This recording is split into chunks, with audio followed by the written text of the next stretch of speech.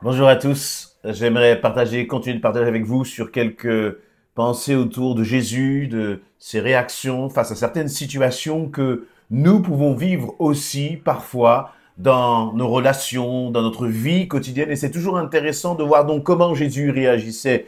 Je vais vous partager une lecture dans Matthieu chapitre 26 à partir du verset 47. Donc on est dans ce contexte, Jésus est là près, mis à part avec quelques disciples, avec 3 de ses disciples, cherchant la face de Dieu dans un moment qui est particulièrement difficile. Il nous est dit que Jésus était saisi par l'angoisse. Il était aussi triste en ce moment-là parce qu'il allait passer par la croix, parce qu'il allait arriver à ce moment où il allait porter le péché de l'humanité, le moment juste avant la crucifixion. Il nous est dit donc dans le verset 47, Jésus n'avait pas fini de parler que Judas, l'un des 12, survint, accompagné d'une troupe nombreuse, armée d'épées et de gourdins. Cette troupe était envoyée par le chef des prêtres et les responsables du peuple. Le traître avait convenu avec eux d'un signe en disant « Celui que j'embrasserai, c'est lui, saisissez-vous de lui ». Il se dirigea donc tout droit sur Jésus et lui dit « Bonsoir, maître ». Et il l'embrassa. « Mon ami, lui dit Jésus, ce que tu es venu faire ici, fais-le. » Alors les autres s'avancèrent et mettant la main sur Jésus, ils se saisirent de lui.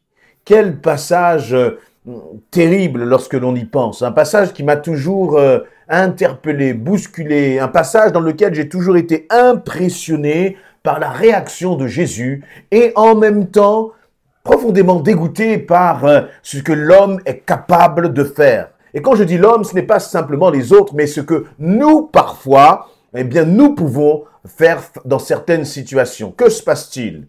Jésus avait vécu les 3 dernières années, jour et nuit, avec ce disciple qui s'appelle Judas. Et Judas, pour 30 pièces d'argent, avait vendu Jésus. Pour 30 pièces d'argent, trahi Jésus. Pour 30 pièces d'argent, il avait mené ses soldats jusqu'à Jésus pour le capturer.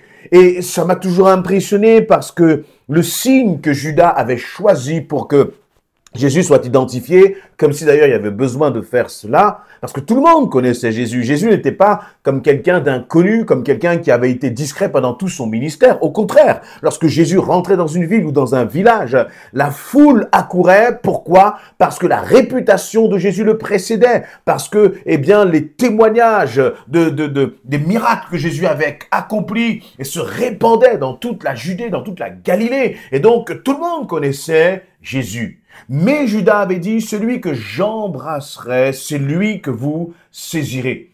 Embrasser, c'est un signe d'affection. C'est un signe d'amitié. Embrasser, c'est un signe, j'allais dire, de confiance entre deux personnes, surtout à cette époque. Et c'est ce signe que Judas a choisi. Et donc, non seulement cela, mais en plus, Judas va s'approcher de Jésus. Il nous a dit qu'il va se diriger tout droit sur Jésus. Il va lui dire « Bonsoir, maître ». Combien de fois pouvons-nous dire « maître » à Jésus? Combien de fois pouvons-nous dire « Seigneur » à notre Jésus? Mais finalement, ce ne sont pas tant les mots qui comptent, mais c'est notre attitude, c'est les décisions que nous prenons. Est-ce que nous sommes de ceux qui faisons sa volonté ou qui l'appelons simplement maître, mais qui ne faisons pas, qui n'accomplissons pas ce que le Seigneur nous dit? Voyez, et on peut se poser la question, et puis une fois que Judas a appelé Jésus maître, il va l'embrasser. Il va l'embrasser. Et on voit bien que, Jésus va laisser faire, alors qu'il aurait pu en un instant arrêter Judas. Il aurait pu en un instant le stopper. Il aurait pu en un instant appeler une armée d'anges pour que Judas là soit juste pulvérisé. Vous voyez, il aurait pu faire descendre le feu du ciel comme le réclamaient à un moment les disciples face aux Samaritains. Non, Jésus s'est laissé faire tout simplement. Il ne s'est pas laissé faire en tant que victime, mais il s'est laissé faire parce qu'il fallait que la volonté de Dieu s'accomplisse. Et parfois, il y a des situations qui peuvent nous choquer. Parfois, on peut vivre la trahison avec des personnes qui sont proches de nous. Parfois, on peut ressentir justement ce sentiment de trahison à l'égard de quelqu'un que nous aimions, quelqu'un en qui nous avions confiance. Et quelles sont nos réactions dans ce cas-là? Quelles sont nos réactions dans cette situation? Du point de vue purement humain, il aurait été légitime que Jésus, on aurait compris si Jésus aurait dit à Judas, écarte-toi de moi, fais ce que tu as à faire, mais écarte-toi de moi. Non, Jésus laisse Judas faire, parce que c'était la volonté du Père, parce qu'il fallait que la chose s'accomplisse. Et Judas et Jésus, finalement, savaient qu'il fallait que les choses s'accomplissent ainsi. Et ce qui intéressait Jésus, c'est que quels que soient les sentiments qu'il pouvait ressentir à ce moment, Jésus n'agissait pas en fonction de ses sentiments, mais il agissait d'une façon telle, la préoccupation de Jésus, c'était que la volonté du Père s'accomplisse. Et parfois, lorsque nous sommes, trompés, parfois lorsque nous sommes trahis, nous cultivons de l'amertume, nous cultivons de la colère. Et j'allais dire, cette amertume, cette colère, ce sentiment de trahison, dans une telle situation, c'est légitime. Quelqu'un que vous aimez peut-être vous a porté préjudice. Quelqu'un que vous chérissiez, pour lequel vous aviez de l'affection, a eu un comportement à votre égard que vous trouvez, que vous trouvez blessant, rabaissant. Mais ce qui est important, c'est finalement, même dans cette situation, de savoir qu'est-ce que Jésus veut.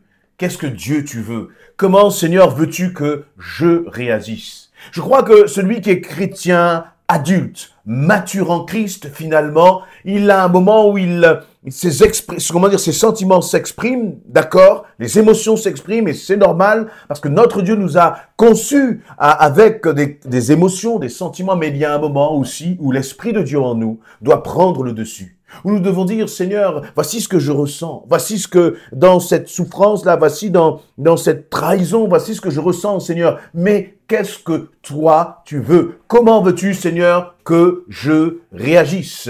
Et Jésus va même jusqu'au verset 50 dire, mon ami, lui dit Jésus, ce que tu es venu faire ici, fais-le. Donc Jésus ne s'arrête pas sur le geste de Judas. Jésus ne s'arrête pas sur l'intention de Judas. Jésus ne s'arrête pas sur la trahison qu'il est en train de vivre. Mais au contraire, il va dire à Judas, écoute, ce que tu as à faire, fais-le. Parce que Jésus, finalement, vous voyez, et on voit que, et Jésus avait de l'amitié pour Judas, bien sûr. Jésus aime. Jésus est la définition même de l'amour. Jésus est amour. Mais là, eh bien, on voit que les choses de l'esprit prennent le dessus sur les émotions, sur les sentiments. Et j'allais même dire sur ce qui fait trop souvent nos relations. Nos relations, elles sont basées sur nos émotions et nos sentiments, alors que nos relations devraient être basées sur ce qui est spirituel, avant tout. Bien sûr, dans une relation, il y a des émotions, il y a des sentiments. On vit des moments forts, parfois des moments de joie, parfois des moments de tristesse, parfois des moments de conflit aussi. Mais ce qui doit dominer, ça doit être toujours la dimension spirituelle. Et c'est ce que l'on voit, parce que imaginez que finalement, Jésus réagisse d'une façon charnelle. Eh bien, c'était tout simplement peut-être tout le plan, tout le programme de l'Éternel qui aurait été anéanti. Bien sûr, c'est impossible, mais imaginons, vous voyez, faisons une sorte de scénario, mais totalement fictif. Si Jésus avait réagi par ses sentiments, ses émotions, eh bien, le plan de Dieu n'aurait pas pu s'accomplir. Et je me demande, mais combien de fois, finalement, nous aussi, nous réagissons avec nos émotions? Combien de fois nous réagissons avec nos sentiments sans écouter la voix du Saint-Esprit? Et donc, en agissant par nos émotions, combien de fois faisons-nous obstacle au plan de Dieu dans nos propres vies? Combien de fois faisons-nous obstacle à la volonté de Dieu dans nos vies? Vous voyez, parfois, eh bien, nous pouvons regarder avec nos yeux humains en voyant uniquement l'injustice, en voyant uniquement la trahison, en voyant uniquement, finalement, avec les yeux humains. Mais en tant qu'enfants de Dieu, nous devons voir plus loin, nous devons voir plus haut, nous devons apprendre à regarder selon ce que Dieu dit. Et nous devons apprendre à dire, Seigneur, je veux faire ta volonté dans cette situation. Oui, ce n'est pas normal le comportement de l'autre à ton égard. Ce n'est pas normal le comportement de cette personne que tu disais être un ami. Mais au final, même si ce n'est pas normal comme le comportement de Judas, je crois qu'il est important de considérer une chose, Ce qui est important aux yeux du Seigneur, ce n'est pas le comportement de l'autre. Ce qui est important aux yeux du Seigneur, c'est ton comportement dans cette situation de trahison, de rejet, d'incompréhension, d'indifférence de l'autre à ton égard.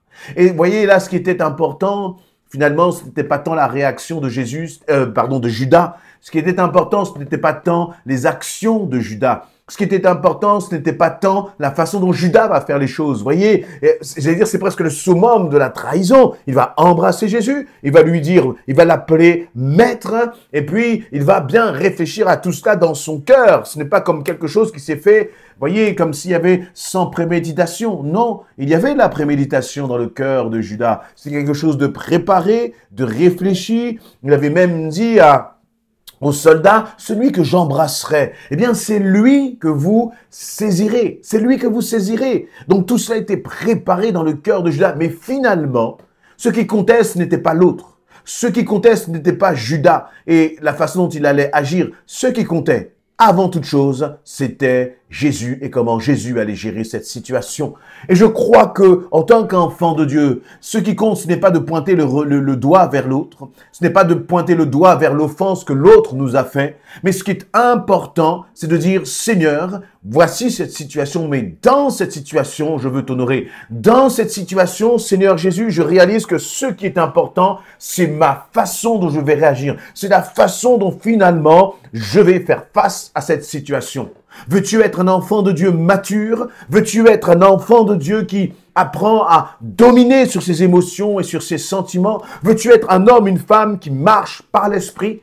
Alors c'est dans ce type de situation que le Saint-Esprit, que tu peux révéler justement ta maturité spirituelle pour contrecarrer les plans de l'ennemi et pour qu'au final, Dieu soit glorifié à travers toi. Voyez, une situation de trahison peut finalement être tournée à la gloire de Dieu selon la façon dont vous et moi, nous allons gérer cette situation. Il faut la gérer par l'Esprit. Amen.